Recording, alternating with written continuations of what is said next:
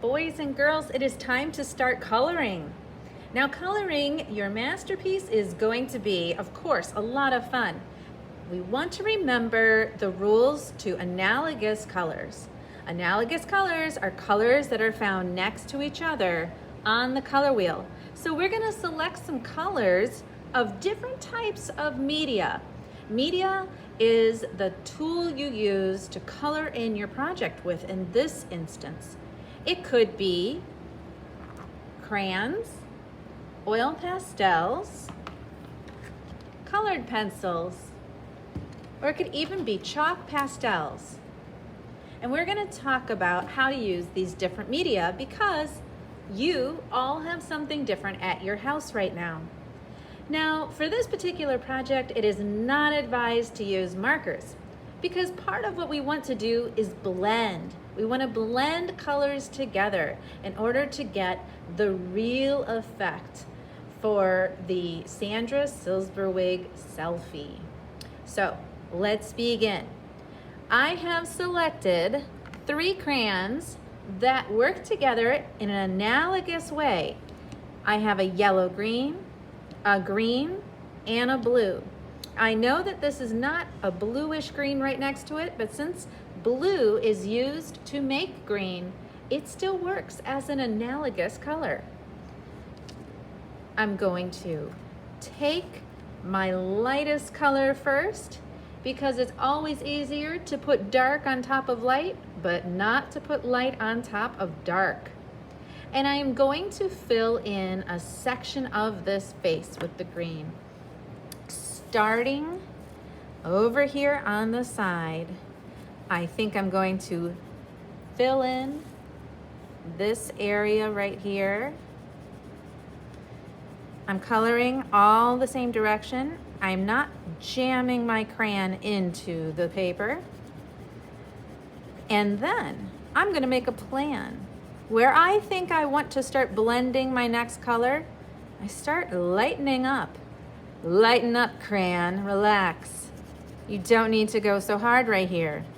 We don't want to go so hard because if we leave some white paper showing through, that will allow the wax from the next color to stick to the paper.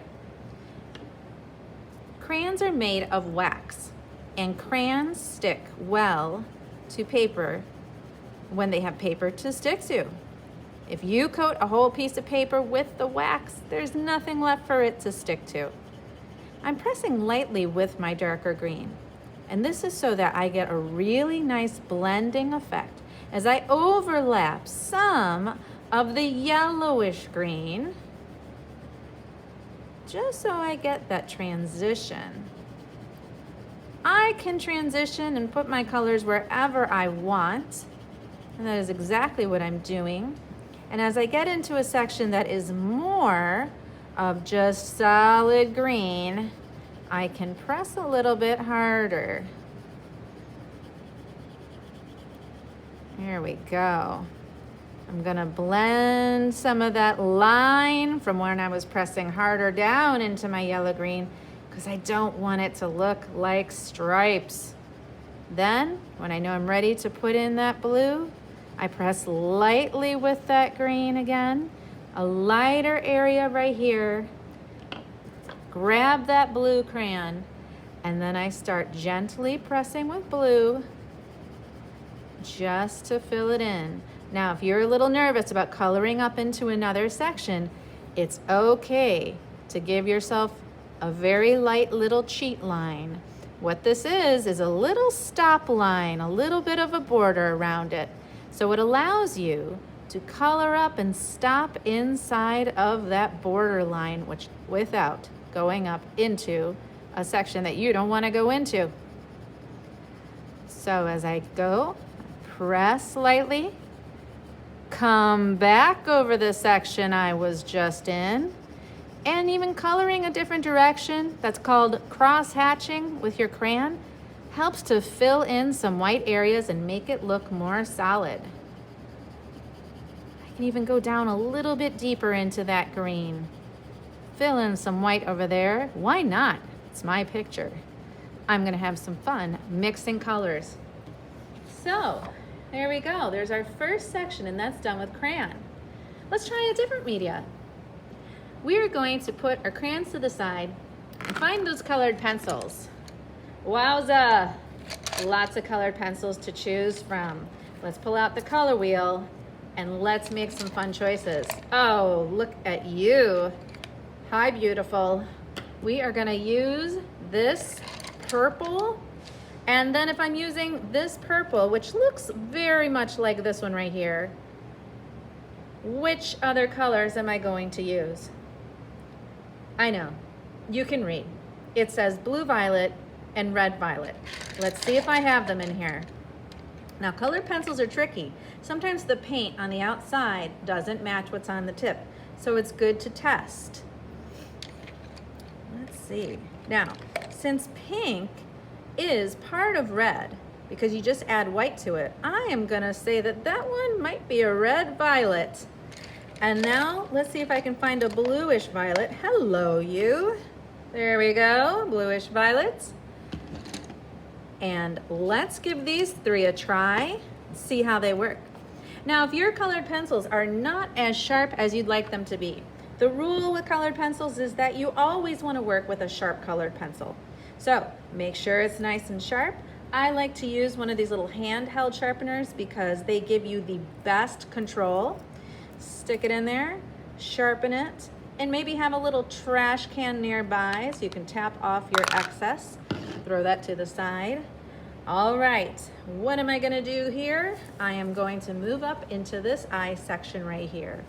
I am gonna start, let's see, I did light to dark before, so now I'm gonna do light to dark right here. So we're gonna have very dark in the center of the face, and then as we go out, it'll be light on the edges. We'll see how that effect works.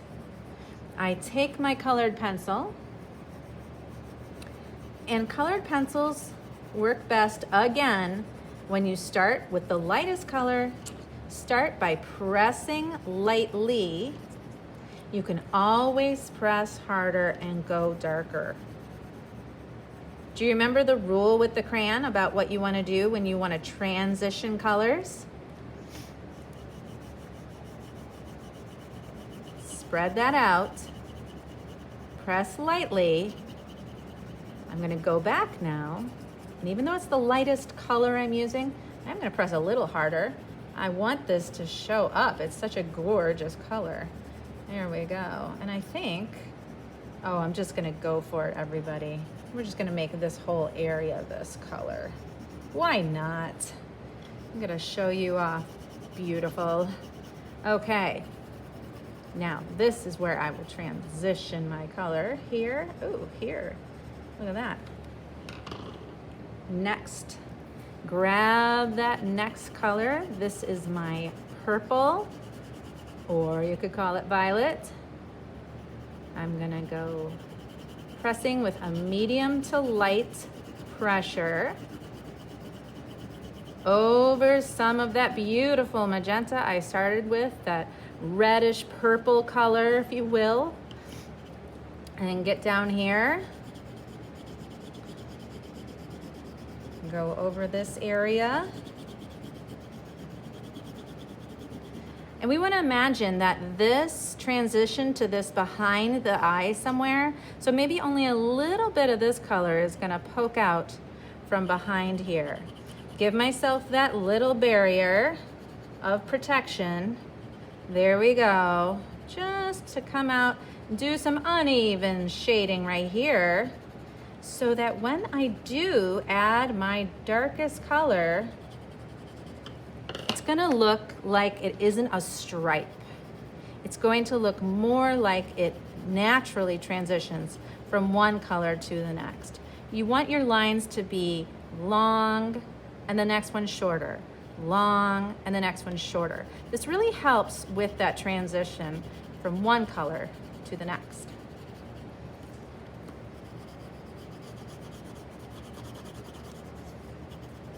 Okay, cool.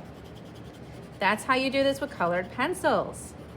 Go back, darken that in, and voila, there we go. Okay, now, if you are using oil pastels, These are fun. So oil pastels actually give the impression of paint.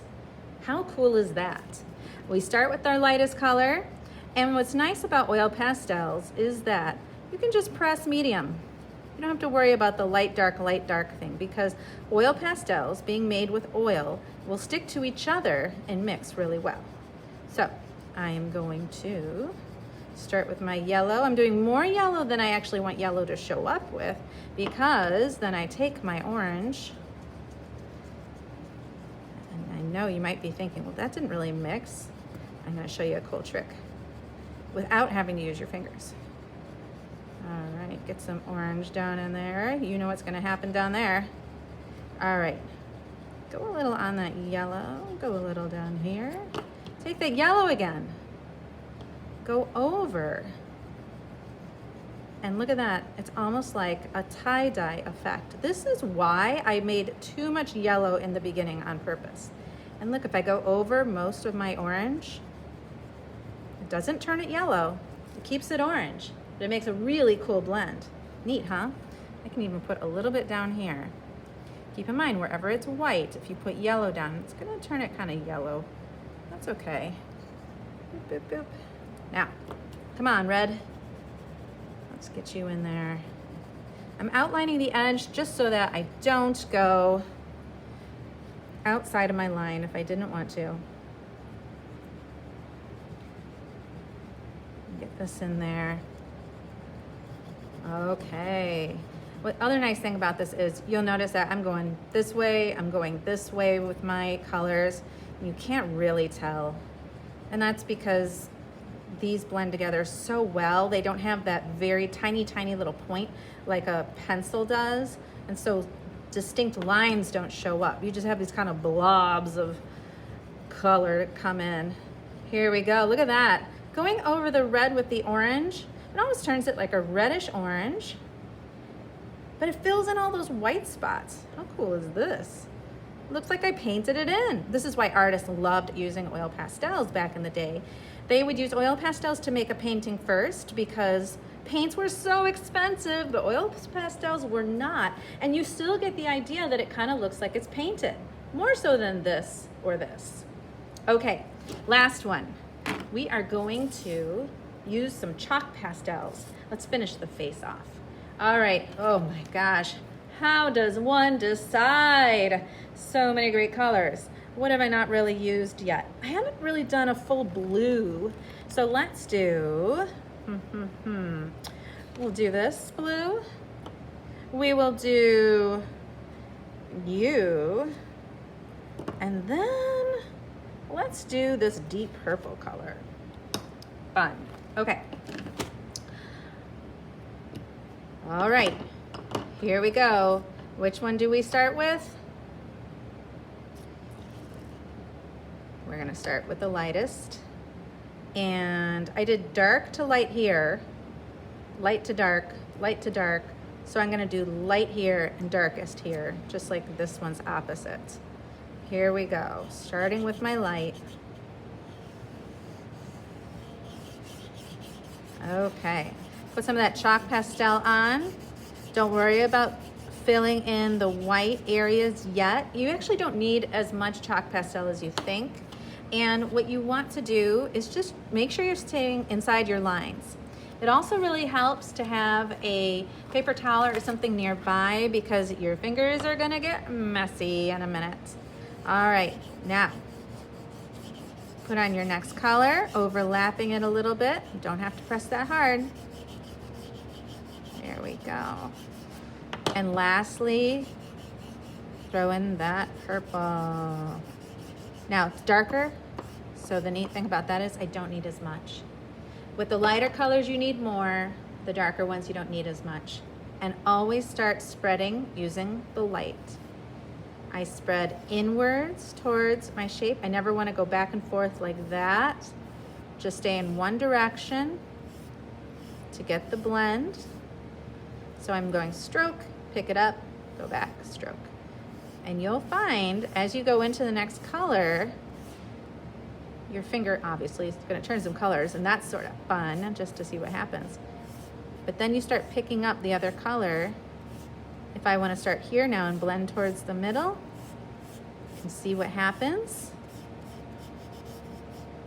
There we go. It pulls that dark in. I can use another finger to kind of clean it up if I don't want that in there. Oh! And then, sometimes it helps if you use a wet paper towel too, but then I always am worried that I'm gonna have wet on here and really mess it up. So now we've got all of our areas shaded in. And depending on what you're using, like what medium you are using, you want to come back and fill it in with some cool designs.